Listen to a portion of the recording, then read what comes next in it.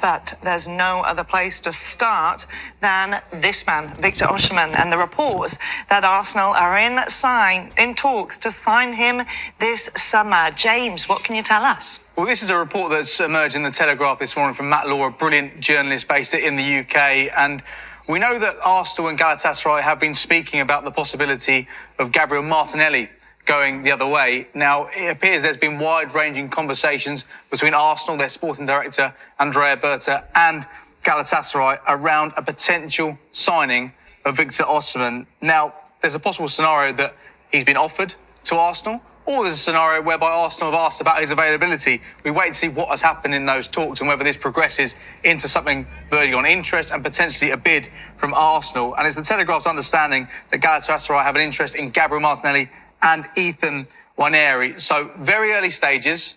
We know there's been interest in Victor Osimhen from clubs in the Premier League for a long time. We know Arsenal have had an interest in signing a striker in this transfer. We know Julian Alvarez appears to be their main target, but we know Atletico Madrid aren't prepared to let him go for anywhere less than £170 million, around 200 million euros. So potentially, if that's ruled out, Arsenal need to look at other options if they are serious about signing another striker in this transfer window. And here's a man who's a proven goal scorer. Yeah. So we wait to see if anything develops following these talks between Arsenal and Galatasaray. We know the two clubs are talking. We don't know how serious Arsenal are about signing Victor Osimhen in this transfer window. Yeah, he's often talked about during this period, isn't he? And I mean, is he the guy to unmask Arsenal's? Yeah, thank you for laughing at the gag. I'm glad you got it. It's early for that one, but is he the man to unmask their attacking problems? I think he'll certainly help. He would be a marquee signing. I don't think as big as Vinny Jr., who they were after in the first place. I don't think that deal was ever going to happen. But Victor Osimhen, is a proven goal scorer at Napoli, Galatasaray, and now hopefully he can come to England, because there's been a lot of talk about him over many years, linked with all types of clubs, and it's never happened. I think now is the time for that to happen, and he could be the final piece that Arsenal probably need to help Gyökeres really, and help all those creators, Odegaard, Eze, even Bruno now, and he'll be the man to finish all those chances off. I mean, they are leaving themselves light if they've let Trossard go, and now if they let Martinelli go. But is he an upgrade on what they have there, James, in your opinion? Well, in terms of the two central striking options, they've got Victor Gyökeres and they've got Kai Havertz. Whether or not he's a striker or a number 8 or a number 10, I don't think anybody will ever be able to get to the bottom of that debate. But here's what Victor Osimhen has done over the course of the last 5 seasons. You look at those goals there, there's a reason why we talk about him in every single transfer window on Sky Sports News. The last 2 seasons there have been in the Turkish Super League, the previous 3 seasons in Serie A with Napoli. So he's a proven goal scorer. You'd argue that the Turkish Super League isn't anywhere close to what the Premier League is, but you can see his body of work there. Very, very impressive. We can compare him to Arsenal's other strike options there. Victor Gyökeres scored 14 goals in the Premier League last season. They won the Premier League title, but I think it was a fairly underwhelming campaign from Victor Gyökeres. He didn't start in some of the big games. He didn't score in the big games either. We know Kai Havertz was injured for a large portion of last season, scored in the Champions League final, always pops up with really important goals, whether it be in a Chelsea shirt or in an Arsenal shirt now. And Gabriel Jesus, he's into the final year of his contract. We know there's interest from Napoli in signing him in this transfer window. But you can see Victor Osimhen there, 15 goals from 22 matches last season.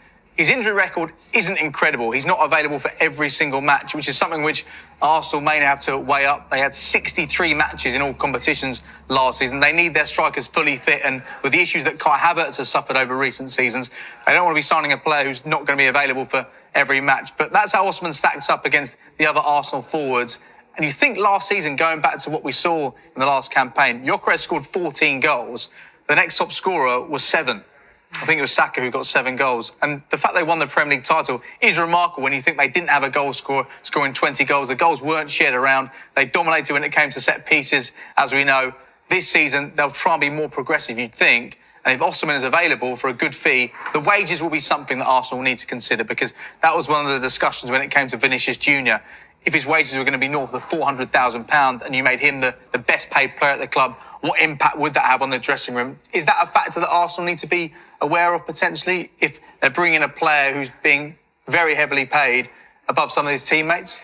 Yeah, it could be. But if he goes on to score 20, 25 goals and wins in the Premier League, I don't think anyone cares. I mean, the lads there, obviously Bruno's gone in and probably a high earner, Declan Rice, but they proved it. And I think if players want to see world-class players come into the dressing room and they're only going to help them, I don't think there should be too much of an issue. There's not too much difference really from the highest to the middle earners. And he's a world-class proven striker. And strikers always get paid the most as well. The Arsenal were being linked with Victor Osimhen. Now, if we kind of dig deep into the story, first of all, we know that Galatasaray, the club that he plays for, they made an inquiry about Gabriel Martinelli and were reportedly put a bid in of around about £38 million, which we discussed extensively on the show yesterday, which I found a bit insulting when you consider how much Martinelli is truly worth. And that was rejected by Arsenal. But as part of those negotiations and talks that were going on between the two clubs, Arsenal then asked Galatasaray about Victor Osimhen, wanted to find out if he's available, wanted to find out how much it would cost. Now, we don't know yet what the situation is. Have Galatasaray said, absolutely no way, we're not selling him? They won't want to sell him because they've previously rejected an offer that came in from Saudi for over £111 million. They rejected that offer, so they definitely don't want to sell Victor Osimhen. So have they rejected this offer out of hand? But also Victor Osimhen, there are reports that he would be very, very open to a move to Arsenal. Maybe he didn't want to move to Saudi Arabia yet, but they'd be very open to a move to Arsenal.